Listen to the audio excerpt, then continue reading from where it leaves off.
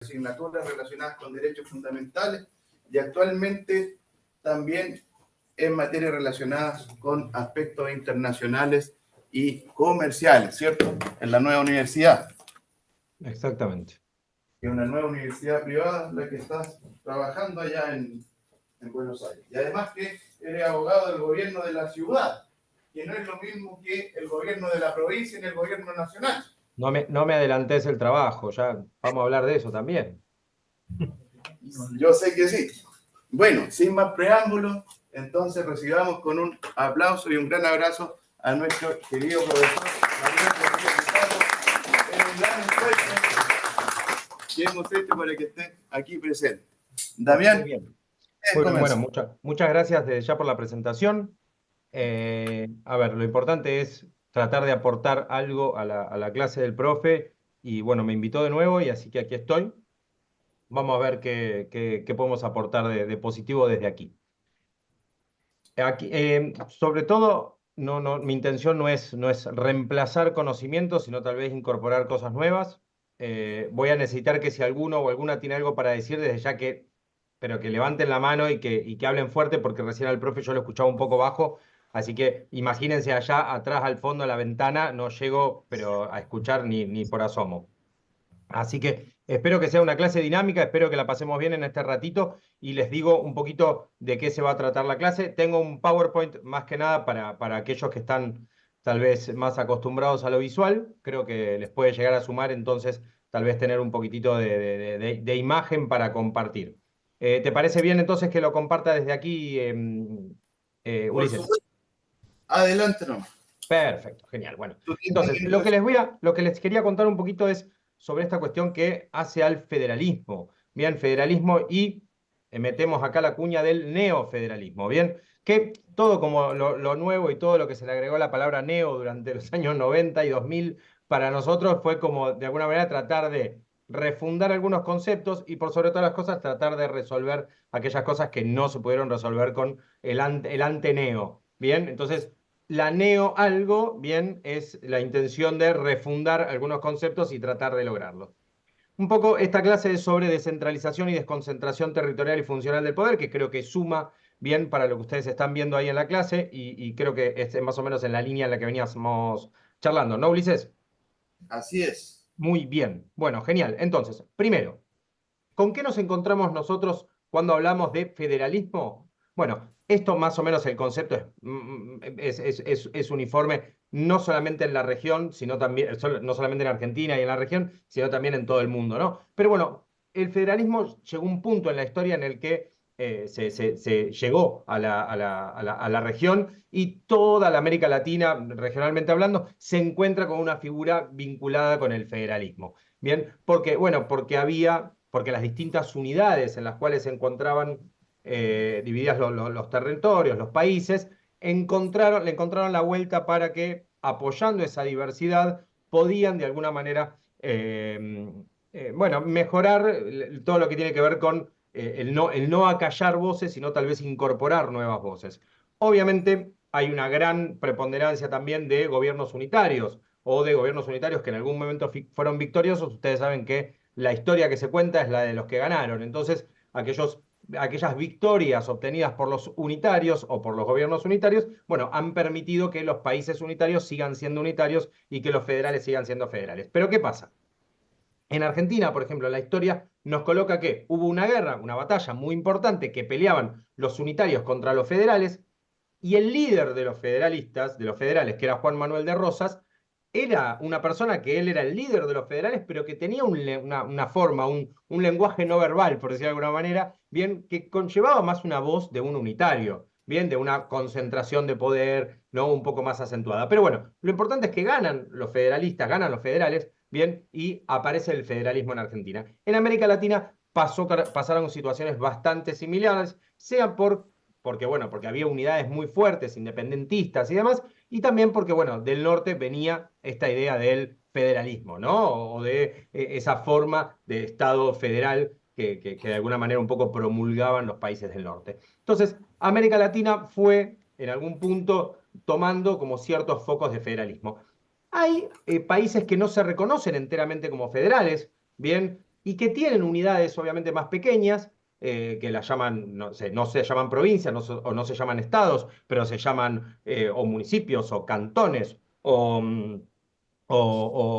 mismo se pueden llamar departamentos, ¿sí? Pero que de alguna manera ya tienen cierta distribución de funciones que no es tan unitario. No entramos en un federalismo donde la distribución de poder es muchísimo más vertical, perdón, no tan vertical, pero muchísimo más clara y muchísimo más visible o palmaria, pero tal vez ya hay atribuciones y ya hay funciones bien distribuidas. Y empiezan a surgir, ¿sí?, poderes desde estas unidades más pequeñas o unidades inferiores en comparación con ese poder central, ¿no?, con el Estado federal. ¿Cuál es la situación del federalismo argentino? Bien, el federalismo argentino, como dice justamente, se basa en la autonomía de las provincias y aquí habla de una fuerte centralización del poder federal. ¿Qué significa esto? Que históricamente, ¿no?, en 1852, ¿sí?, cuando se dicta la Constitución, lo que existía en ese momento era que vos tenías provincias con caudillos, con jefes, ¿sí?, muy poderosos, con mucho dinero o con sus propios ejércitos, y había que integrarlos al Estado. ¿Y cómo los integrás? Diciéndole, a partir de ahora yo soy el que manda. No, le decís, bueno, está bien. Ustedes conserven todo ese poder que a mí no me le delegan. De hecho, la definición que surge de la Constitución en cuanto al federalismo es: las provincias conservarán todo el poder no delegado a la nación. Es exactamente eso. Es: ustedes quédense con toda esa fuerza, todo eso que los hace poderosos, quédenselo ustedes. Y a mí, denme la posibilidad de, bueno, resolver las controversias, los problemas entre ustedes. ¿Sí? En el caso de que venga un ataque desde afuera, nos organizamos, pero yo me encargo de organizarlos. Bien, ese tipo de cosas. Y así es como se conformó el federalismo o el poder federal en Argentina. Distinto tal vez es, perdón, que en otros países, donde en realidad todos se unieron y formaron una única. Bueno, acá en Argentina fue muy distinto. Igual esto empezó en 1800, con la Revolución de Mayo, ¿no? 1810, o un poquito antes, con la primera invasión inglesa y demás, pero, y la independencia de 1816, pero recién en 1852 se firma la Constitución. En 1860 se incorpora Buenos Aires a la Constitución, porque no estaba Buenos Aires dentro de la Constitución, y recién en 1880 se genera lo que es o lo que se entiende que está unificado, ¿sí?, o que hay una unión nacional.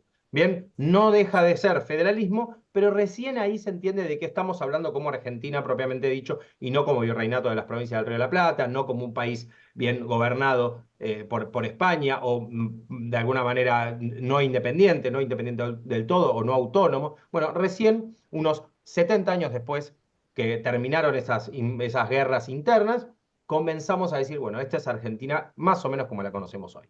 Entonces, el federalismo justamente argentino se basa en esto, en no es el poder central el que distribuye competencias, sino que son las provincias las que de alguna manera conservan poder y delegan a la nación ciertas funciones específicas. Así funciona en Argentina y a la fecha se parece bastante. Si ustedes me dicen, bueno, pero el presidente no tiene una fuerza, sí, claro. Sí, claro, pero la misma Constitución y los que de alguna manera interpretan la Constitución muchas veces dicen, en comparación de poder, no malentiendan la frase, en comparación de poder, el presidente argentino es mucho más poderoso que el presidente de Estados Unidos. Repito, no porque esté hablando de que Argentina es más poderosa que Estados Unidos, no, para nada. Lo que estoy diciendo es que la concentración de poder que tiene el Poder Ejecutivo argentino es mucho más fuerte que en muchos otros países que se reconocen federales. ¿Por qué? Bueno, porque justamente con el correr del tiempo se fueron incorporando, se le fueron atribuyendo responsabilidades a los presidentes, esto es en todo el mundo, bien, pero en Argentina los poderes ejecutivos se tornaron cada vez más superpoderosos. Bien, de hecho, hay atribuciones, hay poderes que el poder legislativo, perdón, el Congreso, le delega al presidente para que en una situación de emergencia pueda, o para que en una situación que no pueda seguir los pasos procesales, bien, por una cuestión de tiempo, por una cuestión de demora, por una cuestión de emergencia, de urgencia, bien, entonces nada, bueno, se va van concentrando poder. La figura de la concentración de poder en los presidentes, igual en las presidentas, es muy conocido, así que no les voy a dar una teoría sobre eso, y todos lo hemos visto bien en los últimos años en varios países de la región. Pero a la hora de entender cómo el federalismo, se podría decir, se lleva bien o mal con eso, bueno, eso lo podemos entender en la siguiente. ¿Por qué? Porque entre las ventajas y desventajas del modelo federal, como se reconoce en Argentina, bien, por un lado, la autonomía provincial, estas unidades que se llaman provincias, porque somos hijos de España, si no, se llamarían estados o se llamarían manzanas, o sea, si fuese de otra manera, pero se llaman provincias. Y dentro de las provincias aparecen los municipios, bien, algo que después vamos a hablar con neofederalismo, cómo esa descentralización se va cada vez desconcentrando mucho más para llegar hasta un tercer nivel, que es el nivel municipal. Pero digo, en este caso, la autonomía del provincial aparece en 1852 y se va reforzando con el tiempo. Tanto se va reforzando que va creando que mismo provincias puedan tener normativas muy específicas. El otro día llegó, digo porque esto se conoció en varios lados, en la provincia de Salta, bien, se publicó que, bueno, aparentemente la provincia de Salta habilita el matrimonio entre primos. Bien, algo que no solamente nosotros entendemos que está prohibido, sino que además no se podría y además nunca la miramos a la prima o al primo con tanto cariño. Bueno, en Salta se permite. Entonces digo, en este caso, bien, uno dice, bueno, pero ¿cómo? ¿Argentina lo permite? No, claro, Salta lo permite. Bien, en Argentina sigue estando, entre comillas, no sigue estando permitido, habría que empezar a analizar. Bueno, entonces ese tipo de cosas habría que verlas, se podría decir, a la luz del federalismo. Porque hay que ver entonces si el Estado federal puede prohibir o el Congreso federal puede prohibirlo, bien, de esa manera. ¿Por qué? Bueno, porque va a haber entonces un choque, bien, de normativas, va a haber un conflicto de normativas. Por un lado, la normativa específica, bien local, y por el otro lado, una norma general que puede también desentenderse muchas veces, bien, de que, bueno, de las necesidades de esa provincia. No voy al caso puntual de los primos, pero digo, tal vez alguna cuestión que tiene que ver con, por ejemplo, si a mí me dicen, Damián, me robaron el auto, ¿no? Y yo digo, uy, qué lástima, porque te quedaste sin tu lugar, sin tu, no sé, mecanismo, sin tu forma de trabajo, sin tu medio de trabajo, tu medio de locomoción, de tu propiedad privada, ¿cómo te afecta esto? Bien, y viene alguien y me dice, che, me robaron un caballo. Y yo digo, uy, bueno, qué lástima, porque te robaron tu medio de trabajo, tu medio de locomoción, además, capaz que lo querías a caballo, ya le habías puesto nombre, le habías hecho trencitas. Y agarra a la persona y me dice, no, está bien, pero yo tengo 150 caballos. Entonces, ¿puede entenderse, por ejemplo, el delito de cuatrerismo con el delito de robo de un vehículo de la misma manera? ¿Se pueden comparar? Bueno, para mí sí, porque yo lo pienso como un único caballo. Pero una persona que tiene 100 caballos, ¿es lo mismo? ¿Se le puede aplicar la misma pena? Bueno, claramente no va a suceder de la misma pena, de hecho son delitos que están tipificados de diferente manera por los códigos penales, ¿sí? O por códigos penales federales, por códigos penales locales. Bien, o sea, hay normativas específicas del lugar. Entonces, bueno, el federalismo también nos muestra eso, que por un lado hay autonomía y hay diversidad, pero también puede haber una desventaja, que puede haber una inseguridad jurídica o conflictos de competencias y desigualdades. Entonces, todo mecanismo, todo modelo, obviamente siempre va a tener va a tener pros y contras, ¿no? Ventajas y desventajas. Entonces, en este caso, aparece el neofederalismo. Como dije antes, todo lo neo a tratar de resolver bien y a tratar de salvar las papas de todo lo que se podría decir se hizo mal en lo anterior. Igual tranquilos, hay una autocrítica que hacemos en Argentina, que es que todo lo que funciona en el mundo en Argentina fracasa. Y en algún punto también tiene que ver con eso, cuando yo planteo que el derecho comparado no sirve para nada. Perdón, el profesor, si le gusta el derecho comparado. El derecho comparado no sirve para nada, porque en realidad yo no me sirve de nada comparar derechos cuando tengo idiosincrasias distintas, historias distintas. Bien, cuando llevo tantos años de, por ejemplo, una ideología, entonces es muy difícil. Yo vengo y digo, che, mirá que bien en Chile funciona tal cosa. Bien, por ejemplo, no sé, en cuanto a lo que tiene que ver con, no sé, yo qué sé, la función de las fuerzas, bien, en Chile. Y tal vez comparado con lo que consideramos en Argentina, puede ser hasta una abominación. Y tal vez ustedes lo necesitan, o tal vez ustedes lo consideran como algo adecuado, o como algo propicio para la situación o para las necesidades. Bien, o por ejemplo, cuando nosotros vemos en Brasil el accionar de la policía militar. Claro, en Argentina ni se imagina uno esa situación. Acá un policía bien, que corría a un delincuente que acababa de apuñalar a una persona, lo corre, se le escapa un tiro, ese tiro pega en el piso, le pega en la espalda y el policía estuvo preso durante un tiempo. Bien, algo que tal vez al análisis, a las claras de lo que se podría decir se entiende en otros lados, bien, mientras acá es un gatillo fácil y es una persona denostable, por decirlo de alguna manera, y hay voces a favor y voces en contra, tal vez en otro lado esa situación se ve rara y aparece la frase argentina, ¿no? Argentina, coma, no la entenderías. Entonces, bueno, ese tipo de cosas pasan y mucho. Entonces, aparece el neofederalismo para tratar de refundar y reformular bien la función del federalismo y la intención del federalismo, que a veces se ve medio chocada. En este caso, el neofederalismo, un enfoque contemporáneo que busca justamente reequilibrar las relaciones entre el Estado federal y las provincias. ¿Por qué? Porque esto es como cuando yo cuento una anécdota o cuento una historia o cuento un chiste y se entiende mal. Cuando se entiende mal, viste, la gente te mira raro y te dice, no, ¿qué me estás diciendo? Vos le decís, no, no, pero en realidad te lo dije bien. Hay una frase que yo digo mucho, che, no, pero mira que te lo digo bien, ¿eh? ¿Por qué? Porque es necesario aclarar bien las cosas, es necesario explicar el chiste. Bueno, en este caso, ¿sí? El neofederalismo tuvo que venir a reequilibrarlo, porque parece que la idea la entendieron mal. parece que esto del federalismo muchas veces se convirtió en un unitarismo federal o en un federalismo unitario, ¿bien? O sea, es como se hizo un mergeo medio raro, una melange medio extraño, se mixió, se hizo un mestizaje de lo que en realidad se intentaba, porque la función del federalismo es que justamente el Estado federal sea lo más chiquito y que pues, de alguna manera funcione como para controlar algunas cuestiones. Mientras que, o sea, las que tienen que ver con conflictos entre provincias, por ejemplo, o entre conflictos entre esos estados o unidades, bien, y el problema que venga de afuera. Pero después todo lo demás era formato o forma específica de las provincias. Bueno, los estados federales parece como que se olvidaron de esa primera receta y empezaron a sumarse poder. Entonces el federalismo, bien, en su versión recargada, bien, dijo, bueno, acá venimos de nuevo con el neofederalismo y replanteamos esto e intentamos descentralizar y desconcentrar lo de ya descentralizado y lo ya desconcentrado. Entonces aparece el concepto de neofederalismo. ¿Cuáles son las reformas y transformaciones que el neofederalismo planteaba? Bueno,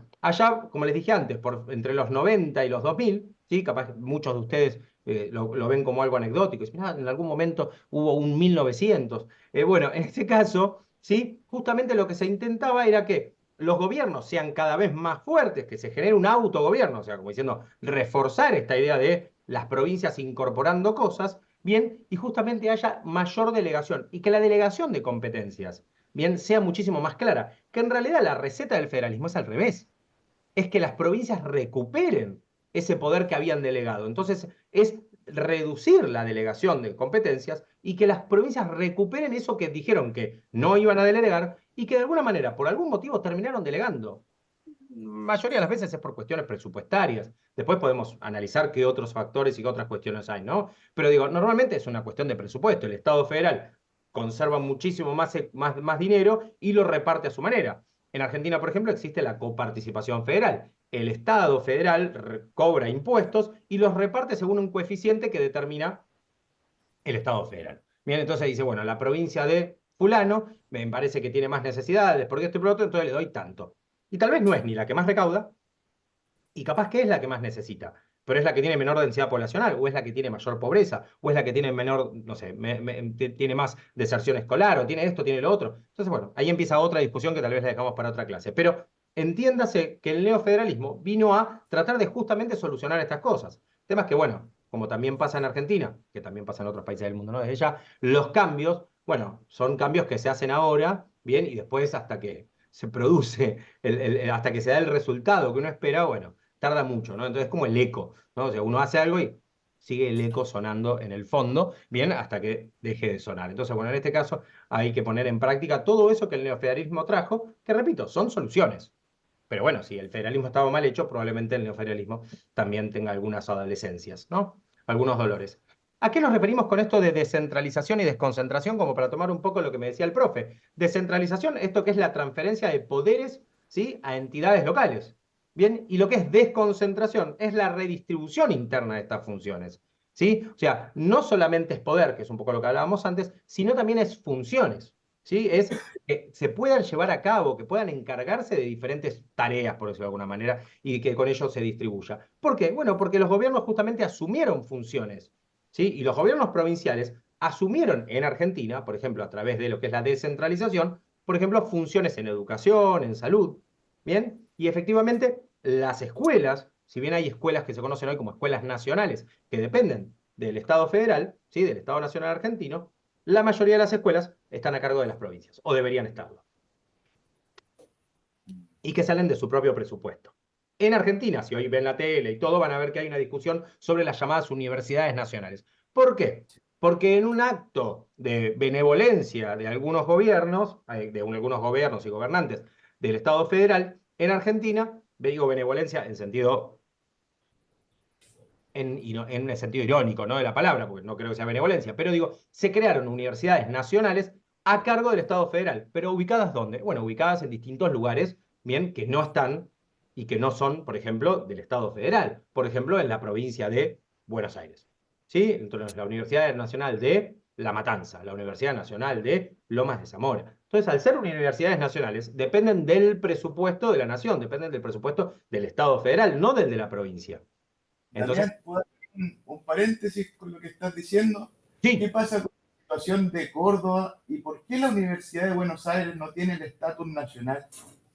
Bueno, como lo dijo, ¿no? O sea, como lo dice ahí, la Universidad de Buenos Aires es, se podría decir, una universidad que si bien todos entendemos y que es la universidad más importante de del Estado argentino y una de las más importantes de la región, bien, la Universidad de Buenos Aires es la Universidad de Buenos Aires. De hecho, tiene muy pocas sedes fuera de la provincia de Buenos Aires, tiene algunas en algunas provincias o en algunas localidades y cada vez más concentrada en la ciudad autónoma de Buenos Aires. Bien, que esto tiene que ver con que la UBA precede a un montón de organizaciones estaduales, ¿no? Por eso tiene tantos años.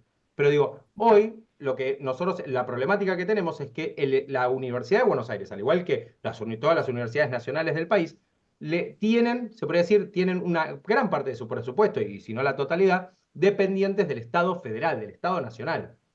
Bien, entonces ahí también hay un tema para discutirlo. Después, bueno, hoy la discusión está trabada en más presupuesto, menos presupuesto y las falencias en cuanto a lo que tiene que ver con em, las auditorías y demás, ¿no? Pero bueno, saliendo un poco de eso y para no quedarnos solamente en el conflicto, los gobiernos provinciales han asumido funciones en educación y salud que en realidad en principio les correspondían porque hay una ley federal de educación que así lo dicen y efectivamente esto tiene que ver con la descentralización.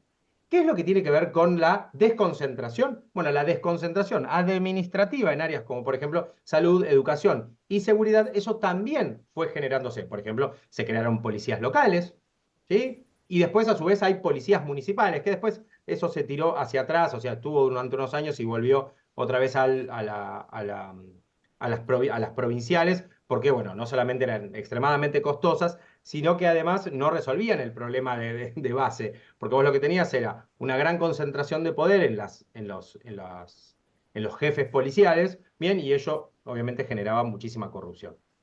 Entonces, bueno, en lo que tiene que ver con las cuestiones administrativas o la desconcentración de funciones, lo encontramos o lo vemos muy visible en materias como salud, educación y seguridad.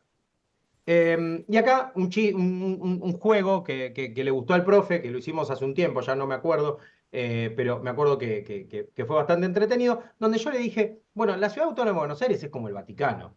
Y no sé si alguno tuvo la oportunidad de conocer la Ciudad del Vaticano, bien, pero hay algunas cuestiones que me parece que son interesantes y crean comparaciones funcionales. Repito, no estoy diciendo que se parezcan, no, para nada. La Cava, que es la Ciudad Autónoma de Buenos Aires, y el Vaticano tienen un par de cositas interesantes, bien. Acá me olvidé de hacerlo del mapa, discúlpame, Ulises. La vez pasada pusimos los dos mapas en el medio, hay muchos que señalaron la Ciudad de Buenos Aires como el Vaticano, como la Ciudad del Vaticano, lo cual no está mal, pero la Ciudad de Buenos Aires está rodeada, bien, de un lado está rodeado por el río, ¿no? Por el río de la Plata, pero del otro lado está rodeada por la provincia de la cual integra territorialmente, ¿no? Territorialmente de la cual integra, ¿no? Está emplazada bien en el territorio de la provincia de Buenos Aires y allí linda, perdón, con otras provincias. Pero en realidad es como una cosita muy chiquita. Cuando uno dice, che, conocí Argentina y fui a la ciudad de Buenos Aires, son dos cosas distintas. Es como ir a la mínima porción de territorio, ¿sí? Es muy, muy, muy chiquitita. Entonces, hay unas comparaciones funcionales y de estructuras que me parece que son interesantes para mostrárselas. A ver, les cuento. En la Ciudad Autónoma de Buenos Aires es la capital y la sede del gobierno argentino. Está todo lo que tiene que ver con los poderes del Estado, no solamente federales, ¿sí? No solamente la Casa Rosada, donde está Milei, sino está la Casa de Gobierno, donde está el jefe de gobierno de la ciudad. O sea, imagínense bien el lío de tránsito que puede haber a veces. Bien. O, por ejemplo, lo que tiene que ver con los paros. Mañana, por ejemplo, hay un paro de transporte, bien, y creo que paran los subtes, y el jueves paran los colectivos. Entonces, bueno, se turnan así como para complicarnos un poco la movilidad, pero bueno, o de alguna manera esa es la gracia del paro, ¿no? Pero lo cierto es que en la ciudad de Buenos Aires está todo ubicado ahí. En la República del Vaticano es lo que se conoce como el centro espiritual y administrativo de la Iglesia Católica. ¿Sí? En esto, obviamente, no hay mucha similitud, más que esto de ser la función de sede. ¿Sí? Función de sede.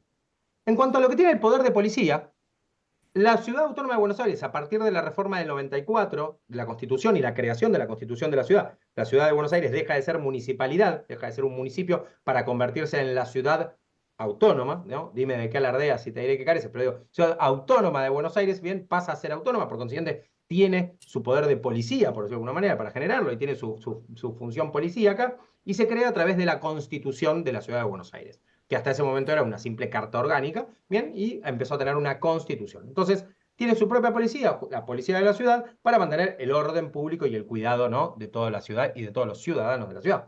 Bien, en cambio, la República del Vaticano tiene a la Guardia Suiza, que es la encargada de la seguridad del Papa y del Estado de la República del Vaticano, pero también tiene la policía de Roma y también tiene la policía de Italia. Es un lío, o sea, uno cuando va un uniformado, lo ves vestido medio raro, medio específico, sabes que es de la Guardia Suiza, pero después todo lo demás son policía de Roma o policía italiana.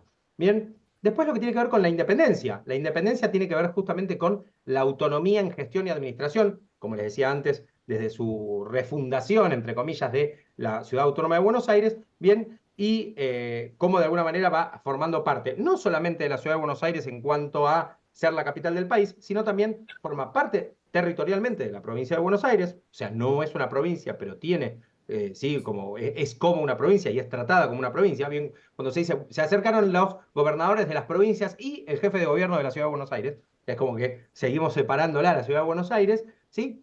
En cambio hay en el caso de la República del Vaticano hay una total independencia de Italia, de hecho se lo conoce como un Estado autónomo, un Estado separado, bien, y que cuenta con soberanía plena dentro de ese territorio.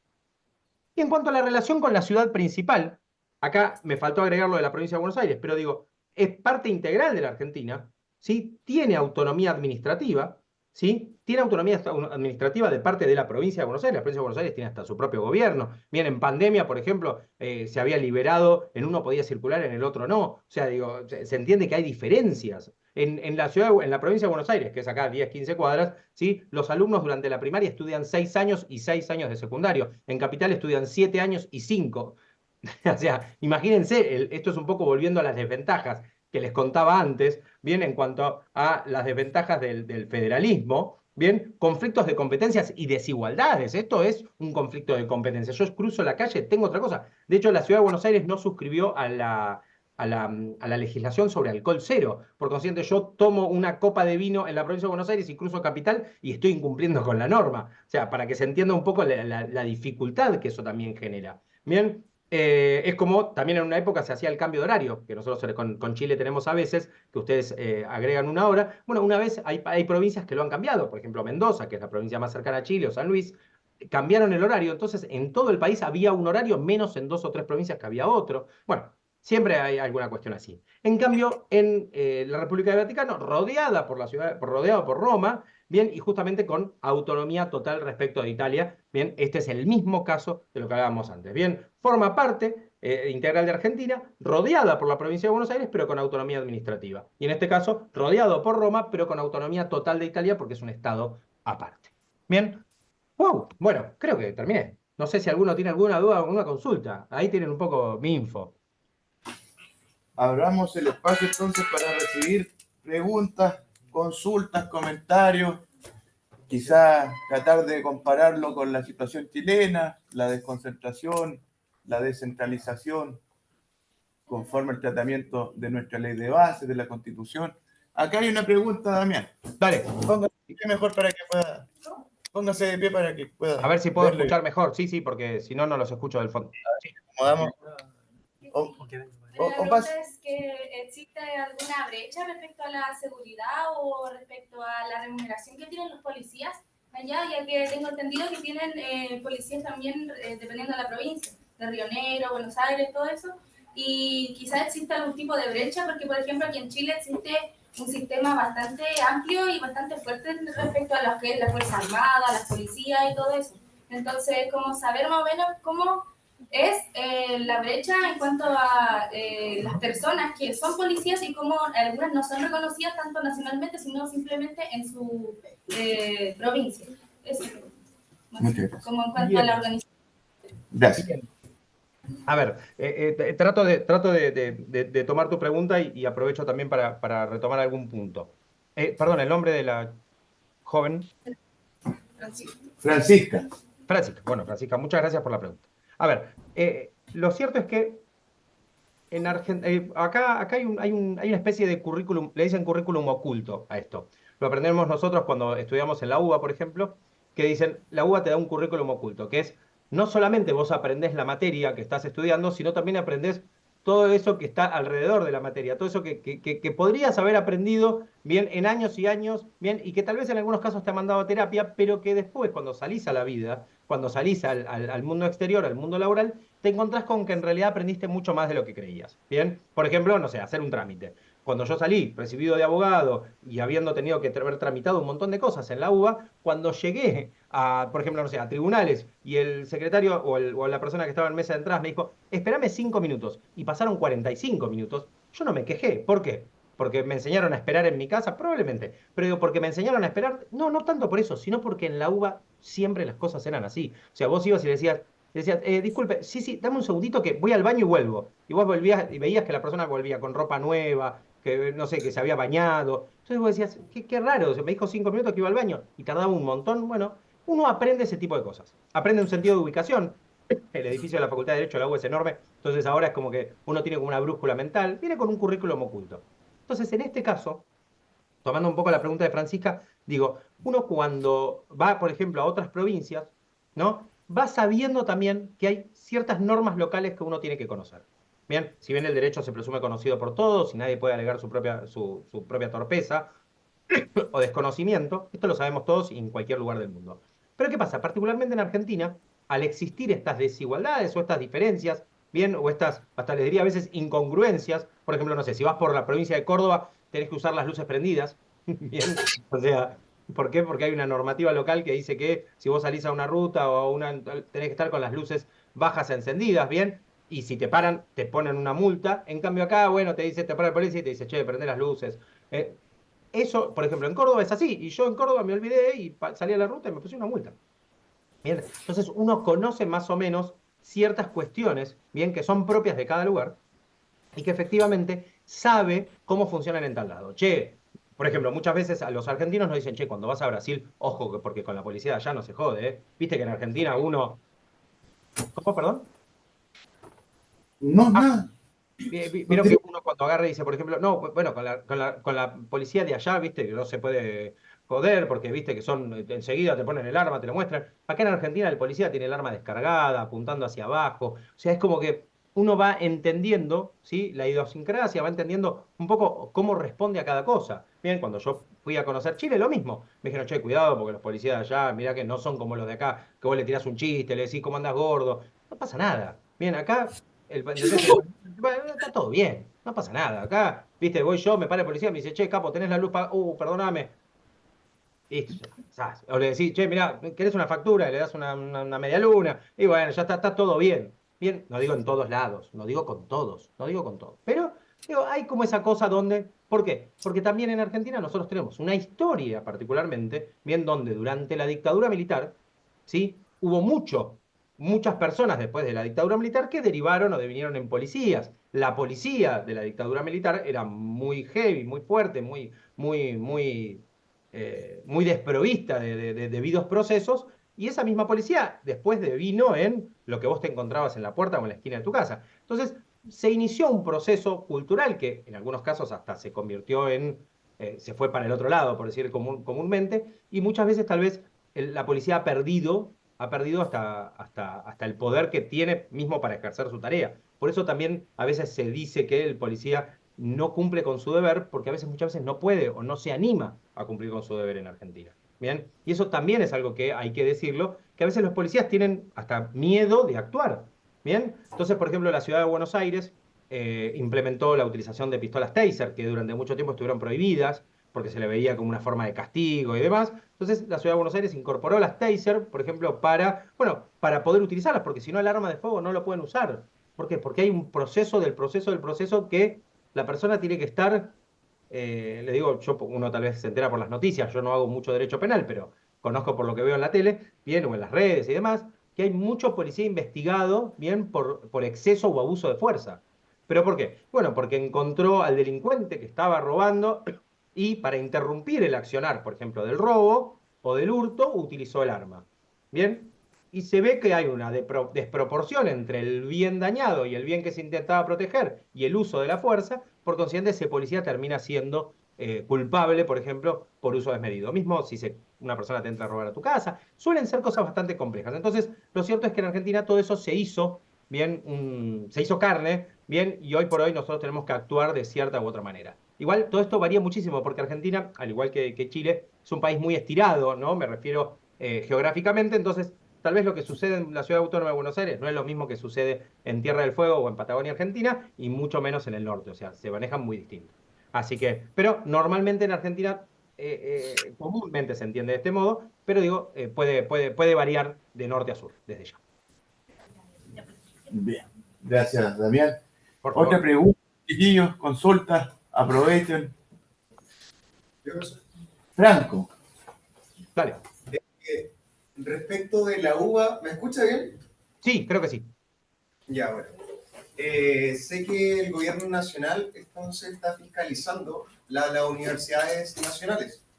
Y usted acaba de mencionar que la UBA no es una universidad nacional, pero sin perjuicio de eso igual la quieren fiscalizar. Me pregunto yo, ¿qué institución existe en Argentina para cuestionar la auditoría de un gobierno nacional? Dado que en Chile me parecería muy extraño que una entidad... Permiso, Franco, te hago una aclaración nada más. La universidad, la UBA yo no dije que no era nacional, la UBA es nacional como todas las universidades nacionales. Solo que dije que se llama de Buenos Aires porque solamente tenía sede en la provincia de Buenos Aires o en la ciudad de Buenos Aires y que nunca llegó a, o sea, no tiene muchas sedes a lo largo del país porque justamente se llama de Buenos Aires. Entonces no es que no es nacional por ello, sino porque de hecho la Universidad Nacional de La Matanza es nacional y está solamente en La Matanza. Y es una única sede. Lo que te decía es que la UBA se entiende por Universidad de Buenos Aires y es una universidad nacional, pero no, territorialmente no está distribuida en todo el territorio nacional. Eso era lo que te decía, perdóname. Entonces, con mayor razón aún, ¿cómo Dale. una entidad nacional puede cuestionar a una auditoría de un gobierno central? O sea, ¿qué institución permite eso? ¿Qué certeza jurídica puede haber en un ordenamiento si una institución pública o de carácter público entonces contradice la decisión de un gobierno central? Ok, bien. En realidad la discusión ahí, y digo tampoco para que nos traemos en ese tema, porque nos podría llevar toda una clase, la discusión con la auditoría a la UBA y a las universidades nacionales es porque mediante el reglamento, mediante la ley que se las creó, tienen su propio tipo de auditoría. No es que, si bien yo estoy de acuerdo en que hoy vos venís y me decís, che, Damián, ¿cuál es tu auditoría? O auditemos, te auditamos, o la conversación que yo puedo tener hogareñamente con mi esposa y decirle, che, ¿cuánto gastaste esto? Y ella me dice, no, bueno, compré esto, compré lo otro. Y yo minuciosamente me fijo y digo, ah, acá está, mirá, acá hay 10 que gastaste en otra cosa y no me lo dijiste. Independientemente que esa auditoría, por decirlo de alguna manera, pueda hacerse, si hay un procedimiento y hay un mecanismo específico, bien, debería, se podría decir, emplearse ese mecanismo. Repito, independientemente de mi posición o mi postura, si yo estoy de acuerdo o en desacuerdo con el reclamo, bien, porque acá en Argentina también lo que sucede, no digo que en Chile no, pero digo, lo que pasa es que tal vez el reclamo se desvía o que todo se mete dentro de una misma, como decimos comúnmente, una bolsa de gatos y yo agarro un gato y es como si fuera del mismo color. Lo cierto es que la auditoría me parece correcta, bien, porque efectivamente hay que auditar y me parece bien, bien, lo cual no significa que con eso yo puedo, bueno, no sé, mantener los salarios por debajo de lo que es el número que corresponde. O sea, digo, es como otra la discusión. Si yo por la auditoría freno un montón de cosas, no estoy reconociendo en realidad que tal vez más allá del presupuesto, entiendo que entonces la problemática puede ser otra. Primero. Segundo, si yo gobierno, llego al poder diciendo, o yo candidato, llego al poder diciendo que odio el Estado, que todo tiene que ser privado y demás, y lo primero que hago es ponerme a auditar universidades, me parece que tal vez el control puede de alguna manera ser tomado de manera peyorativa. Yo quiero que lo entiendas Franco, en todo el contexto, no digo solamente en este caso de la UBA, sino en todo el contexto. Yo, imagínate, llego a la clase diciendo, che, yo creo que ustedes y nosotros somos iguales, Argentina y Chile, mira, yo me traje una remera roja, somos todos iguales. Bueno, ahora les voy a enseñar porque ustedes chilenos no entienden nada. Entonces me van a decir, no, pará, Damián, vos me dijiste que nos entendías todo, que éramos todos iguales, y ahora venís y te imponés. Bueno, entonces hay que entenderlo todo, se podría decir, en lo que yo digo y en lo que yo demuestro. Un ejemplo igual, desde ya. Bien. Damián, quiero aportar un dato que puede ser una reminiscencia histórica de por qué la UBA no lleva el título de nacional. A ver si me puedes ayudar por ese lado. Tendrá que ver con que la fundación de la Universidad Nacional de Córdoba, que entiendo que es la más antigua, no sé si habrá algo más antiguo, y después vino la UBA. Pero la UBA cuando se funda estaba en las guerras federales aún. Fue previa a la Constitución de Alberdi, ¿verdad? Puede tener que ver con eso. Claro, de hecho, la UBA se pasa a ser nacional en 1881. O sea, y Claro. el manifiesto liminar de las universidades, todos en 1918. O sea, digo, hay muchísimos, hay 200 y pico de años de historia para recorrer y para tratar de entender este conflicto, que obviamente viene muchísimo más hondo y más profundo. Pero bueno, por eso digo, un gobierno que lleva 8 meses o 10 meses en funcionamiento contra una institución de 200 y pico de años, lo cual no significa que, de 200 años, lo cual no significa que se pueda hacer lo que se quiera, para nada, todo lo contrario.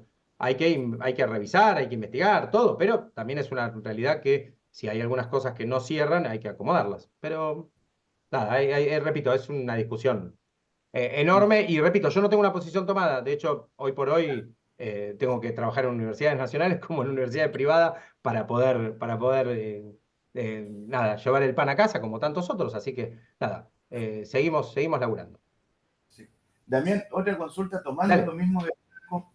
¿Qué postura tienen nuestros viejos conocidos allá como el ex encargado del Tesoro Nacional, ¿cierto? Que es como nuestro contralor o ex contralor general, Carlos Balbín, y los actuales contralores o encargados del Tesoro, como le dicen ustedes, respecto al ítem auditoría a la UBA o a las universidades nacionales, a nivel contexto país de todo lo que está sucediendo? ¿Cuál es la postura del organismo contralor, digamos? Bueno, hay varias cosas. Primero que vos tenés siempre controles internos y controles externos. El control interno es el de la Sindicatura General de la Nación, bien, que es el que audita toda la función del Estado Nacional, pero del Poder Ejecutivo, ¿no? Y es la SIGEN, justamente la Sindicatura General de la Nación, la que notifica a la UBA a la Universidad de Buenos Aires, sobre la necesidad de presentarse a esta auditoría. Bien, distinto es la Procuración del Tesoro de la Nación, que es la que justamente distribuye todo esto y, bueno, como dice la palabra, ¿no? Procura e investiga respecto de cuál es la finalidad a la cual se va a aplicar el tesoro. A ver, como les decía, hay posturas muy distintas y muy diversas, hay puntos hasta bastante disímiles entre uno y otro. Lo cierto es que es una problemática relativamente nueva, bien, en cuanto a que durante gobiernos anteriores no se llegó a este punto de discusión. Yo creo que hay una discusión que es sana, que es la de ver también qué es lo que está pasando, qué es lo que se está haciendo con el dinero de la universidad, como de todas las universidades. Eso ya porque pasa en cualquier empresa, pasa en los estados, está muy bien, hay que controlarlo. Pero bueno, también hay que tratar de bajar un poco el nivel de la discusión, porque a veces el desnivel de la discusión baja el nivel de la discusión en cuanto a lo que necesitamos saber, ¿no? Estaría buenísimo tener una buena auditoría, estaría bueno saber, estaría un buen arqueo de en qué se gasta el dinero, ¿bien? Pero no sé hasta qué punto eso se puede poner a discusión, ¿no? O sea, creo que una vez charlamos, Ulises, sobre qué cosas se pueden someter a la opinión pública y qué cosas tal vez quedarían como... Si yo me le digo, ¿saben ustedes que la UBA gasta más de 100 millones en esto, en esto, en esto? Y es como que uno dice, uff, un montón de dinero. Y en realidad después te pones a medir y bueno, en realidad no, mirá, se gasta en esto, se gasta en esto. No está mal. De hecho, en comparación, otros gastan lo mismo o más. Entonces digo, a veces no todo se puede plebiscitar, ¿sí? Y sujetar o someter a una opinión pública. Se puede decir, organismos que están trabajando en esto, hay muchos que de alguna manera se han expresado, lo que tiene que ver que todo lo que es el mundo de la Universidad de Buenos Aires obviamente está en contra de esta política por parte del gobierno de la ciudad, del gobierno nacional, perdón, y que empuja a que la Sindicatura General de la Nación lo haga. Hay otros organismos de auditoría, como por ejemplo la Auditoría General de la Nación, que es la que depende del Congreso, que se expresó en contra de este tipo de control también. Pero bueno, repito, de hecho se está judicializando el tema porque la UBA estaría notificada y en falta por no respetar esta auditoría, mientras que la UBA se presentó ante la justicia como por cierta persecución ideológica y demás. Entonces, digo, hay todo un tema que ahora ya se va a trabar judicialmente, se podría decir, trabar en el sentido procesal de la palabra, ¿no? Así que bueno, veremos qué sucede en los próximos días y que no creo que se resuelva tan rápido, pero bueno, me imagino que es hora de sentarse y afilar el lápiz y empezar a tratar de llegar a los números que hay que llegar, porque aparte lo que se necesita es eso, que a la UBA se le pague para que ciertos programas no se corten. Hay otras cosas que obviamente hay que eliminarlas o hay que reducirlas porque lo cierto es que tal vez no se necesitan tanto. Pero bueno, nada, no toco de oído, así que no quiero tal vez expresarme de más. Bien. Yo creo que también una última pregunta, Dale. ¿verdad? Y, ¿cierto? En razón del tiempo también, porque los chicos tienen su break. Queda abierta entonces para una última pregunta, chiquillos, aprovechan, piensen. Cristóbal, Piensen bien la última. acá mejor Cristóbal para que lo pueda ver. Sí, ya que Franco tenía el ángulo.